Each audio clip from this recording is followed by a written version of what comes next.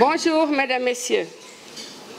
Communiqué numéro 67 sur la situation de la pandémie Covid-19 au Sénégal. Ce jeudi 7 mai 2020, le ministère de la Santé et de l'Action sociale a reçu les résultats des examens virologiques ci-après. Sur 1027 tests réalisés, 59 sont revenus positifs, soit un taux de positivité de 5,74%. Les tests positifs sont répartis comme suit.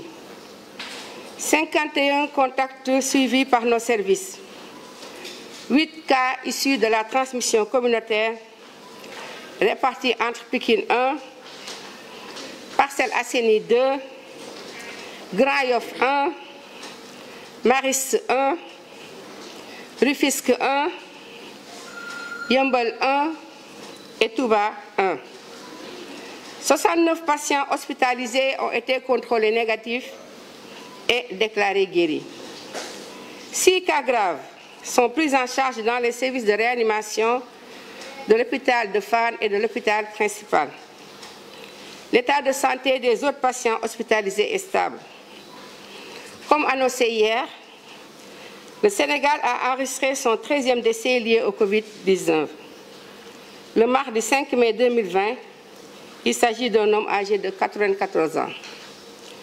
Le ministère de la Santé et de l'Action sociale prie pour le repos de son âme et présente ses condoléances à la famille éplorée. À ce jour, 1492 cas ont été déclarés positifs, dont 562 guéris, 13 décédés, 1 évacué et donc 916 sous traitement. La prise en charge extra-hospitalière a commencé et concerne toute personne testée positive au Covid-19, âgée de moins de 50 ans, ne souffrant d'aucune autre maladie chronique et ne présentant aucun signe de suspicion de la maladie à coronavirus. Cette prise en charge extra-hospitalière est assurée par un personnel médical et se déroule dans une structure d'hébergement aménagée à cet effet. Toute personne ne répondant pas aux critères énoncés ci-dessus est prise en charge dans les structures de santé dédiées. Le ministère de la Santé et de l'Action sociale exhorte les populations au respect strict des mesures de prévention collective et individuelle. Assalamu alaikum askan wi. Ci bésu tey bii di alxames juróom-ñaari fan ci mois de mai 2020 jot nañu résultat virologique yi ma leen di bëgg a jottali. Ci junni ak ñaar fukk ak juróom-ñaar test yi nga xamante ne def nañ ko juróom fukk ak juróom-ñeent bi ñu dellu see ànd nañu ak doomu jàngoro ji. Ci yooyu juróom fukk ak benn moom lañuy wax contact ni leen ko doon waxee bés bu nekk mooy ñi nga xamante ne ñu ngi leen di saytu te di leen topp ci bërëbu liggéeykaay yi.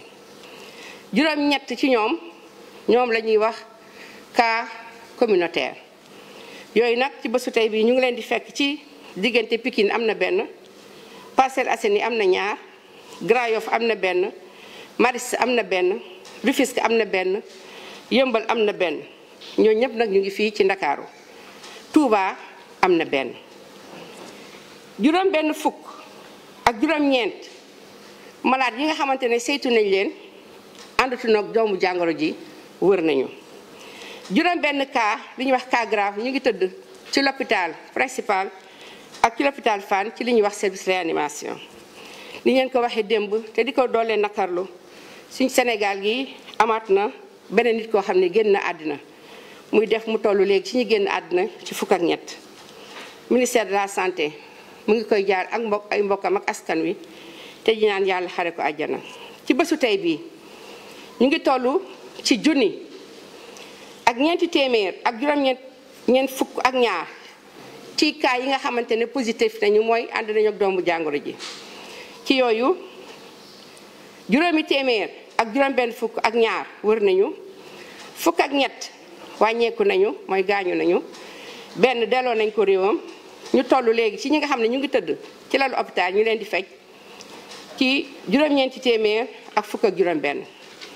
comme ni leen ko waxee ci gaaw bi ñu génn ba léegi commencé nañ li nga xamante ne door nañu ko mooy ñi feebar am doomu jàngoro ji te seen yaram yëgul ne ñu ngi feebar moom la ñuy wax prise en charge extra hospitalière ñooñu nag foog ñu nekk ñi nga xamante ne amaguñu juróom fukki at te ci ñoom bi ñu leen seetee gisuñu ci ñoom benn jàngoro boo xamante ne yàgg na mun na nekk diabète mun na nekk hypertension mun na nekk tension di wàcc mu nekk insuffisance rénale mun na nekk ko am jàngoro yi nga xamante ne moom moo nekk ci deret yépp jàngoro daal dinañ ko seet ci ñoom mais ñoom bu ñu toogee dañ naan yëguñu doomu jàngoro ji ne nekk na ci ñoom waaye bi ñu leen seetoo am nañ ko loolu nag dañ koy def tamit ci anam yu wóor duñu nekkati hôpital waaye fi ñu leen di yóbbu day nekk foo xamante ne day mel ni daanaka hôpital personnel waa kër docteur yëpp dinañ fa nekk ñëpp dinañ fa nekk ñëpp ñoo xamante ne dañ jàpp ci faj bi